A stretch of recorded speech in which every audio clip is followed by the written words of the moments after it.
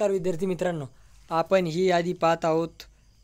पात्र म्हणजे लेखी कनिष्ठ पात्र उमेदवारांची यादी आहे.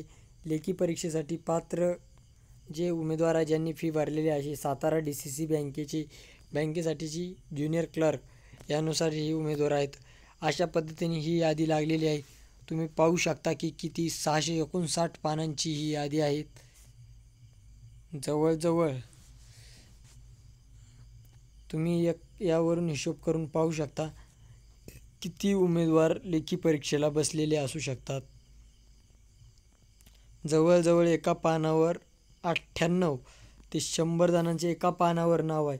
यावरून जर विचार केला तर 64,000च्या आसपास अर्ज दिसू शकतात, असं एक जनरली विचार केला तर.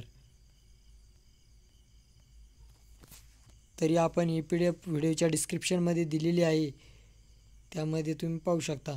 अशा पद्धतीने ही उमेदवारांची यादी आहे. तुम्ही नक्कीच वेबसाईटवर जाऊन पाहू शकता.